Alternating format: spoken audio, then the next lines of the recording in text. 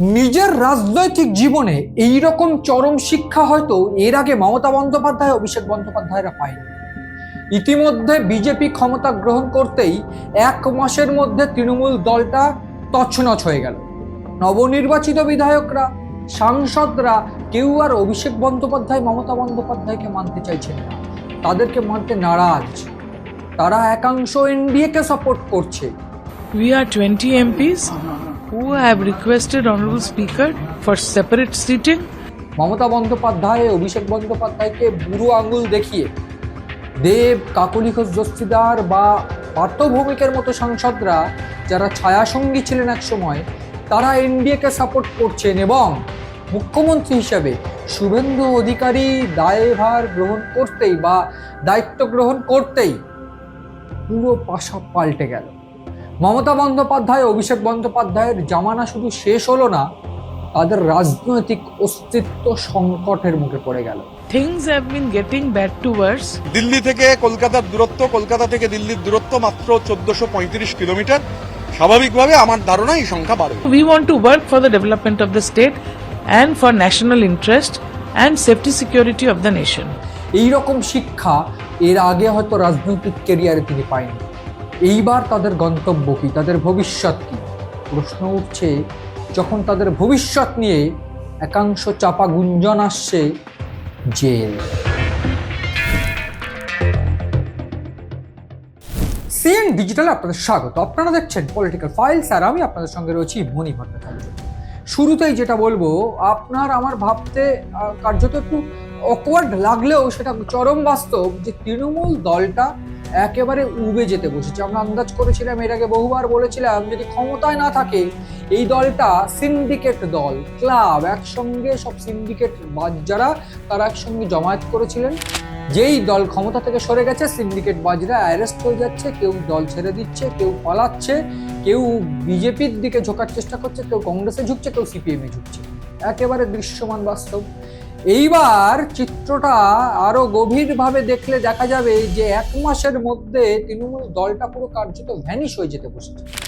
একেবারে আমি যদি বলি সেক্ষেত্রে ঋতব্রত বন্দ্যোপাধ্যায়কে দিয়ে শুরু করব, যে কিনা এই মুহূর্তে মমতা বন্দ্যোপাধ্যায়, অভিষেক বন্দ্যোপাধ্যায়কে বুড়ো আঙুল দেখিয়ে দলের ঠিক করে দেওয়া বা মমতা বন্দ্যোপাধ্যায় ঠিক করে দেওয়া বিরোধী দলনেতা শোভনদেব চট্টোপাধ্যায়কে মানতে নারাজ।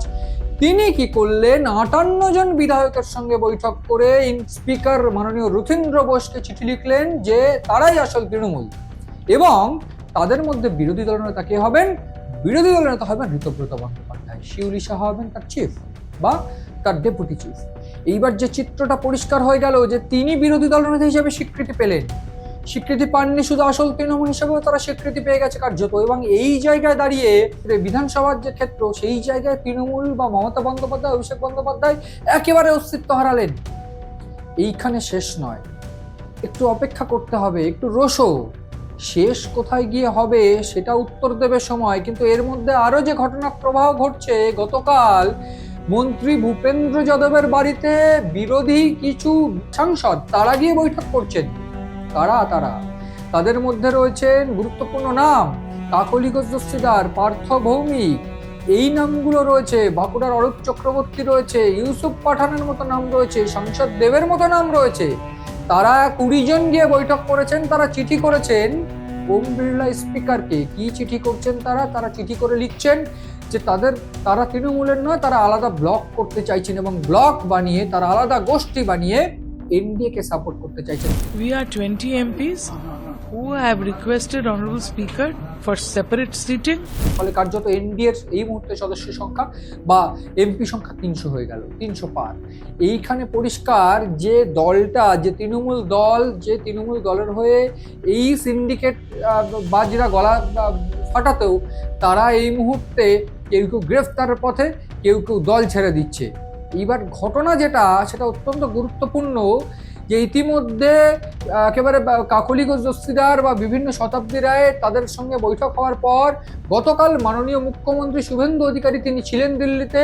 তিনি কিন্তু দিল্লিতে গিয়ে তিনি কিন্তু কথা বলেছেন শতাব্দী রায়ের বাড়িতে গিয়ে বেশ কয়েকজন সাংসদদের সঙ্গে এবং যেহেতু এনডিএকে তারা সাপোর্ট করবেন, সেই জায়গায় দাঁড়িয়ে তাদেরকে কিন্তু এই মুহূর্তে দাঁড়িয়ে তারা কিন্তু এনডিএকে সাপোর্ট করার যেহেতু তারা বলছেন, সেই জন্য মুখ্যমন্ত্রী বৈঠক করেছেন এবং আজ সকালে দেবের সঙ্গেও কিন্তু বৈঠক করছেন মাননীয় মুখ্যমন্ত্রী শুভেন্দু অধিকারী। যেটা প্রশ্ন, যেটা ফ্যাক্ট এই মুহূর্তে দাঁড়িয়ে, যে এইবার তাহলে ভবিষ্যৎ কি হতে চলেছে প্রাক্তন মুখ্যমন্ত্রী মমতা বন্দ্যোপাধ্যায়ের।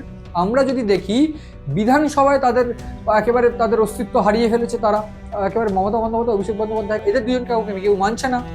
সংসদেও তাই একই অবস্থা। ওদিকে তারা নিজেদের রাজনৈতিক অস্তিত্ব বাঁচাতে ইন্ডিয়া জোটে গিয়ে হাত মেলাচ্ছে, যেখানে আপ নেই, ডিএমকে নেই। এই ইন্ডিয়া জোট বলা ভালো যে আমরা এর আগেও বহু জায়গায় দেখেছি ইন্ডির পিন্ডি জোটকে গেছে, এবং এই ইন্ডিয়া জোট যার কোনো অস্তিত্বই নেই গোটা ভারতবর্ষে, সেই জোটে গিয়ে নিজেদের রাজনৈতিক অস্তিত্ব বাঁচানোর জন্য সোনিয়া গান্ধীকে এতদিন ধরে গালাগালি করছিলেন, সেই সোনিয়া গান্ধীকে জড়িয়ে ধরছেন মমতা বন্দ্যোপাধ্যায়। খুব রাজনৈতিক একেবারে ডিপ চিন্তা ভাবনা করলে দেখা যাবে যে এইটা শুধুমাত্র রাজনৈতিক চাল নয়, তিনি এটা করছেন তার কারণ রাজনীতির মধ্যে এমন একটা ফান্ডা লুকিয়ে রয়েছে যে তার অস্তিত্ব টেকাতে গেলে তার আর কোনো উপায় নেই। বলা ভালো, মুখ্যমন্ত্রী দায়িত্বভার গ্রহণ করতেই শুভেন্দু অধিকারী তিনি কিন্তু যে রাজনৈতিক চাল দিয়েছেন এবং তিনি পরিষ্কার করে যে বিষয়টা একেবারে খোলসা করে দিয়েছেন যে দুর্নীতি করলে জেল যেতেই হবে, মৌসুম বিগড়নে বলা হয়, তিনি পরিষ্কার বলে দিয়েছেন। ঠিক সেই মৌসুম যে এত মানে এইভাবে পাল্টে যাবে সেটা কেউ ধারণা করতে পারেনি, আজ করতে পারেনি, এবং সেইটার প্রমাণ মিলছে আজ। কিরকম আমরা দেখছি যে একেবারে সোনিয়া গান্ধীকে জড়িয়ে ধরে তিনি বলছেন ইন্ডিয়া জুড়ে তারা থাকবেন এবং নিজের রাজনৈতিক অস্তিত্ব বাঁচানোর জন্য অভিষেক বন্দ্যোপাধ্যায়, মমতা বন্দ্যোপাধ্যায় তারা দুজনেই সেখানে উপস্থিত, যেখানে ইন্ডিয়া জুড়ে বৈঠককে তারা পাত্তা দিতেন না। এইবার যেটা হচ্ছে যে একদিকে অভিষেক বন্দ্যোপাধ্যায়কে বারবার সিআইডি ডেকে পাঠাচ্ছে, একদিকে তাদের বিরুদ্ধে একাধিক অভিযোগ, দুর্নীতির অভিযোগ, একেবারে বারাসাত থেকে শুরু করে, কালনার থেকে শুরু করে, অন্যদিকে বসিরহাট থেকে শুরু করে, একেবারে কাকদ্বীপ থেকে শুরু করে বীরভূম, বর্ধমান, পূর্ব মেদিনীপুর, পশ্চিম মেদিনীপুর, বাঁকুড়া, পুরুলিয়া বা উত্তরবঙ্গের দিক থেকে আলিপুরদুয়ার, কোচবিহার, জলপাইগুড়ি, দার্জিলিং, বিভিন্ন জায়গায় দুর্নীতির উপর দুর্নীতি, তার উপর দুর্নীতি, তার উপর তৃণমূল, এবং ঠিক সেই স্ট্রাকচারেই তারা কিন্তু গ্রেফতার হচ্ছে দুর্নীতির জন্য। যদি খুব রিসেন্ট দেখি, সব্যসাচী দত্ত গ্রেফতার হচ্ছেন বারাসাত থেকে, ওদিক থেকে জাহাঙ্গীর পুষ্পা গ্রেফতার হচ্ছে, ফলতার নাকি পুষ্পা তিনি, জাহাঙ্গীর গ্রেফতার হচ্ছে, শওকত মোল্লা গ্রেফতার হচ্ছে। তো এই যে গ্রেফতারি, মুখ্যমন্ত্রী স্বয়ং বলছেন যে গ্রেফতারি এমন পরিমাণে হচ্ছে, এমন দুর্নীতি যে যেইখানে তাকানো হচ্ছে দুর্নীতি এবং নষ্ট পরিবেশ, সেই জায়গাতেই গ্রেফতারি করতে, এবং এমন পরিস্থিতি যে ব্রিগেডকে জেলখানা বানাতে হবে। ঠিক সেইভাবেই এইবার গ্রেফতারির উপর গ্রেফতারি চলছে, এবং ঠিক সেই জায়গায় দাঁড়িয়ে তৃণমূলের কাউন্সিলররা পদত্যাগ করছেন, তৃণমূলের যারা পুরপ্রধান যারা রয়েছে তারা পদত্যাগ করছেন। আমরা দেখেছি গত কয়েকদিন আমরা উত্তরতম পৌরসভার চেয়ারম্যান বিধান বিশ্বাস পদত্যাগ করেছেন। ঠিক একই ছত্রে বিভিন্ন জায়গার চেয়ারম্যানরা একেবারে তাদের পদত্যাগ করছেন। ওদিক থেকে যারা মন্ত্রী ছিলেন, প্রাক্তন মন্ত্রী, তাদের মধ্যে বেশ কয়েকজন গ্রেপ্তার, যেমন সুজিত বোস, তারা গ্রেপ্তার হয়ে যাচ্ছেন। জেলার নেতৃত্ব যারা, তারাও পলাতক, তারাও গ্রেপ্তার হয়ে যাচ্ছেন বিভিন্ন ক্ষেত্রে। তো এই গ্রেফতারি, অন্যদিক থেকে দলের ভাঙন, একেবারে বিধানসভায় ভাঙন, সংসদে ভাঙন, এই ভাঙন সামলানো আর কোনোভাবে গেল না, এবং ঠিক সেইখানে দাঁড়িয়ে হাতে গোনা কয়েকজন এমএলএ, গোটা 15 কি গোটা 20 এমএলএ এবং গোটা 27টা এমপি, তাদের নিয়ে এই মুহূর্তে একটা ক্লাবে পরিণত হচ্ছে তৃণমূল দল, এবং ঠিক সেই ক্লাবটা কিন্তু একেবারে কালীঘাট ক্লাব। এইখানে প্রশ্ন, যেটা আমি শুরুতে বলছিলাম, যে প্রশ্ন উঠছে তাহলে তৃণমূলের ভবিষ্যৎ কি? এই প্রশ্নটা খুব চিৎকারে উঠছে, সাধারণ মানুষ প্রশ্ন করছে, একেবারে জোরের গলায় চিৎকারে উঠে আসছে যে এই ভবিষ্যৎ কি দলটা? তোলাবাজি করে চলতো, সিন্ডিকেট চালিয়ে দলটা চলতো, তাদের ভবিষ্যৎ কি এইবার? কিন্তু উত্তর খুব চাপা গুঞ্জনে আসছে, তাদের ভবিষ্যৎ হাজতবাস। কিরকম? একের পর এক দুর্নীতি, বিভিন্নভাবে একেবারে কলকাতা পুরসভা থেকে শুরু করে, সই জালিয়াতি থেকে শুরু করে, বিভিন্ন দুর্নীতির জন্য, শিক্ষা নিয়োগ দুর্নীতি থেকে শুরু করে বিভিন্ন নিয়োগ দুর্নীতি বা বিভিন্ন দুর্নীতিতে অভিষেক বন্দ্যোপাধ্যায়কে সিআইডি, ইডি, কলকাতা পুরসভা, কলকাতা পুলিশ, রাজ্য পুলিশ তারা ডেকে পাঠাচ্ছেন।